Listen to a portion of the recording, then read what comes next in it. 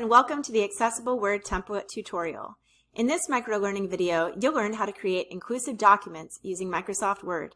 This video will demonstrate how to make a template in Word that you can use again and again to save time, become more efficient, and create documents that are accessible to everyone. First, we'll talk about why accessibility matters. We will work through creating a template with proper heading styles, choosing accessible fonts and contrasting colors, and the use of lists and paragraph spacing. Finally, we will briefly show you how to check the accessibility of your document in Word before demonstrating how to use this template to save you time. Let's get to it. A quick note about our journey. We will discuss each topic and complete the sections by stopping briefly to answer a multiple choice question. I invite you to use the closed captioning, the video chapters along the timeline bar, and link buttons within the video as you progress for additional support and resources. First, we will discuss why creating accessible digital content is critical for education and communication practices. You may ask, why does accessibility matter? There are two reasons we will discuss in this video. The first is the ethical responsibility to think of the communication and educational needs of others. The second is the legal requirements for doing so. Some students use screen readers, others need strong color contrast or simple structure. Creating accessible content ensures that all students, including those with visual, cognitive, or mobility impairments, can engage with course materials. And soon, for many institutions, it will be required by law.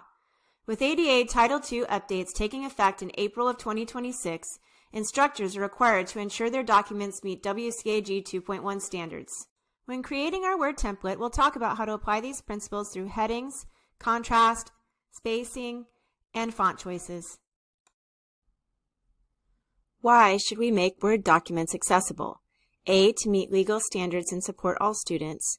B, to make them look more professional. Or C, to save time with formatting. The correct answer is A, to meet legal standards and support all students.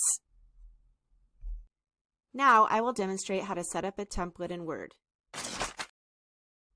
To begin, open Microsoft Word and choose Blank Document.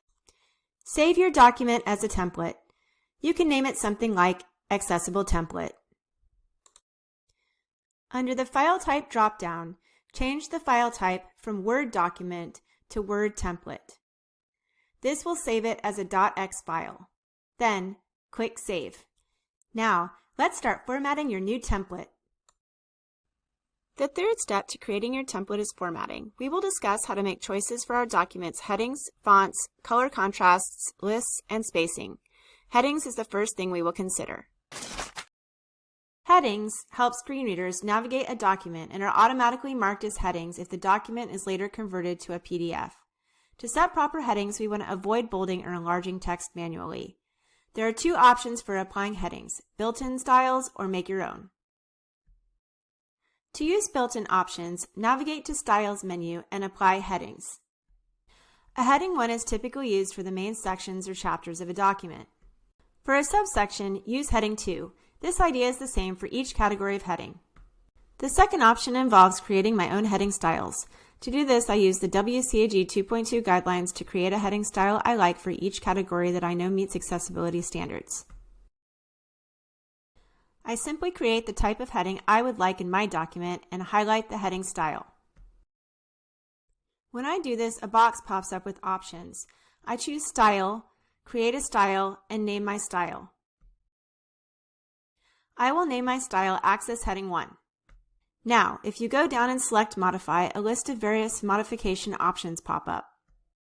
I will set or confirm formatting preferences I have for my style and select OK. My style will show up in my style box to allow me to efficiently make accessible headings in the future.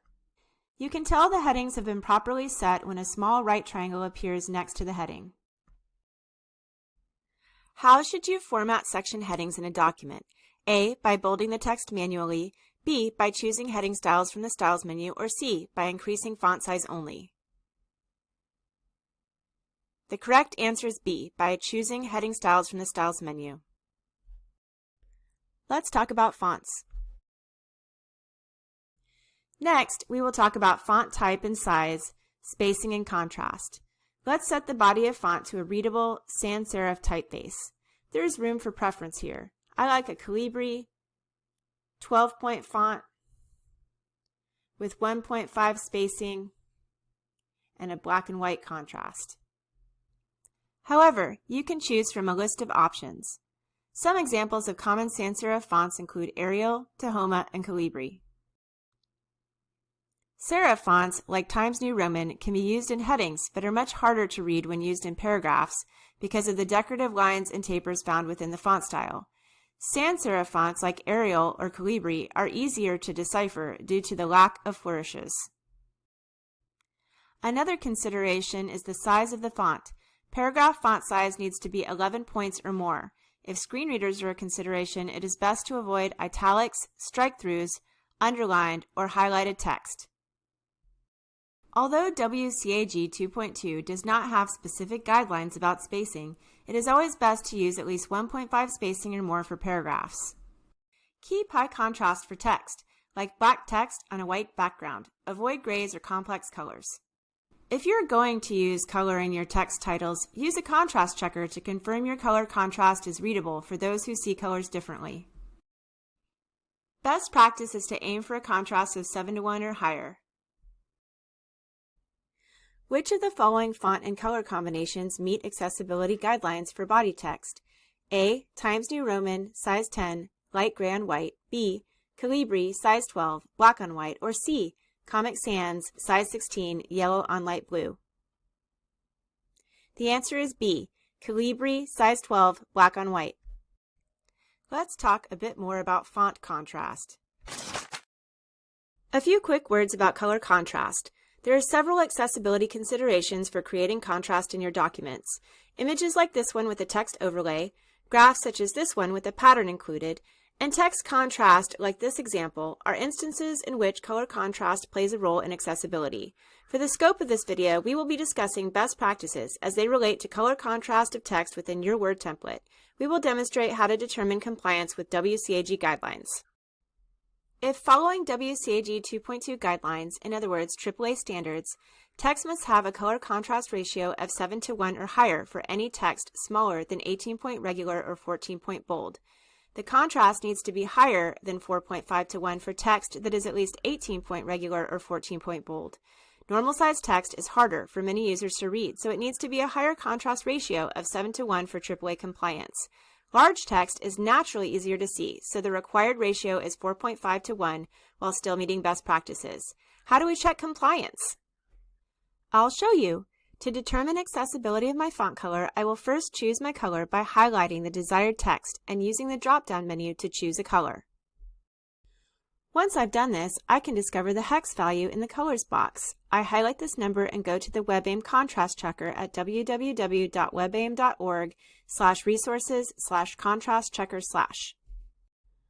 WebAIM.org is a free website with a simple contrast checker you can use to assess your font's color contrast as it compares to WCAG 2.1 and 2.2 standards. Here you will see a box for foreground hex value and background hex value. At the bottom in the large box is the contrast ratio. To determine compliance, I simply paste my text color in the foreground box while keeping the background white. My desired text color will appear, as well as the contrast ratio. If I scroll down, I can see how this color interacts with various WCAG standards for accessible text. What does it look like when the text is not accessible? If I change the color contrast by making my desired color lighter, the contrast ratio box will no longer have the green border. If I scroll down, there is a message that my color would not be accessible for normal text and larger text in a situation that warrants more stringent requirements. As an example, if I go back to the document and plug in the color that does not meet standards, you can see that it is difficult for many to see the difference. If you are choosing to have colored font in your document, take the time to check the accessibility of your font with WebAIM.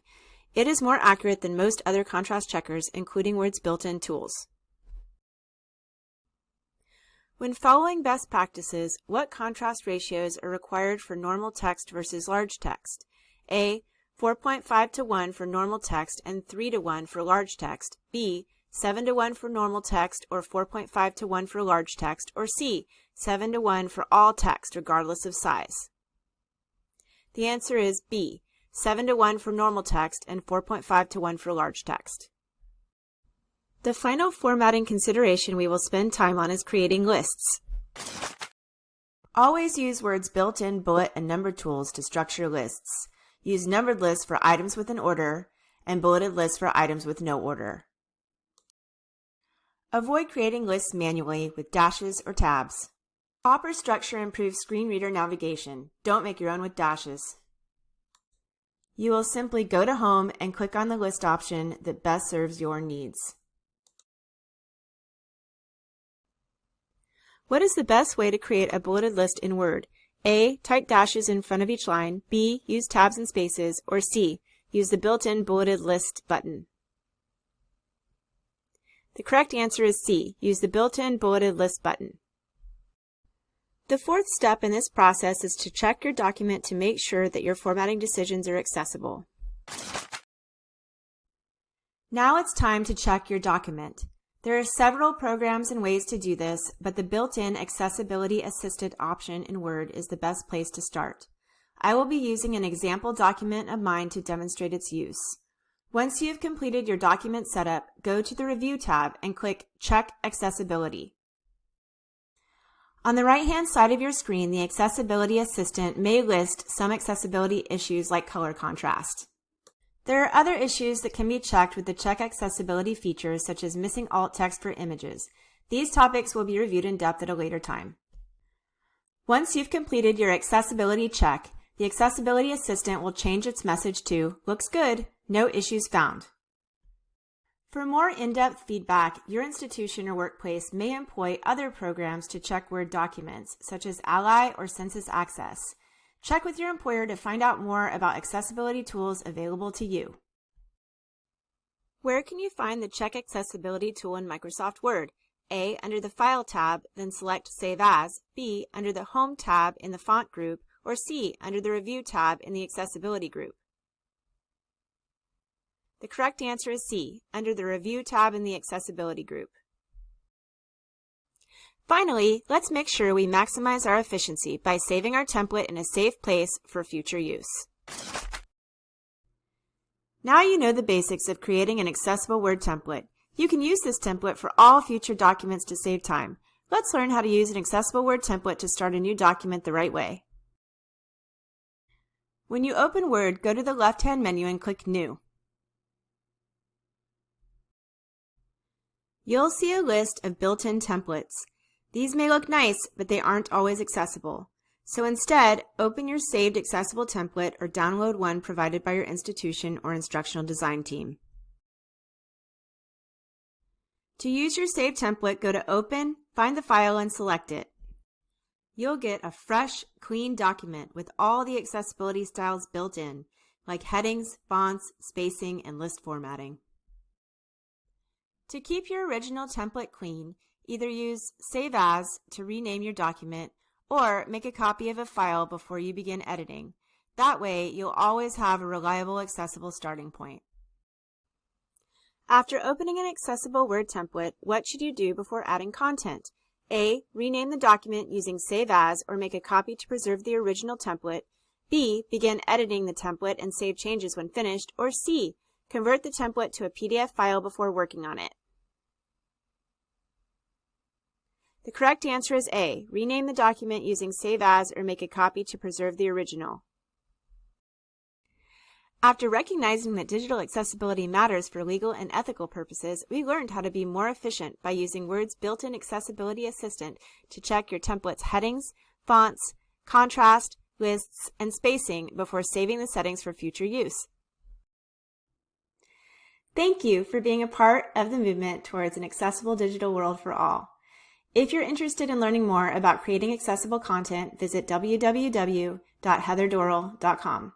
On my website, you will find helpful links and job aids. I will continue to make videos on this topic, which I will upload upon production. If you need more support, request a one-on-one meeting with your learning team or attend a workshop. Trainings are usually offered asynchronously online or in person. Now, what are you waiting for? Set up your own accessible template, knowing that with each click, you are opening doors for others.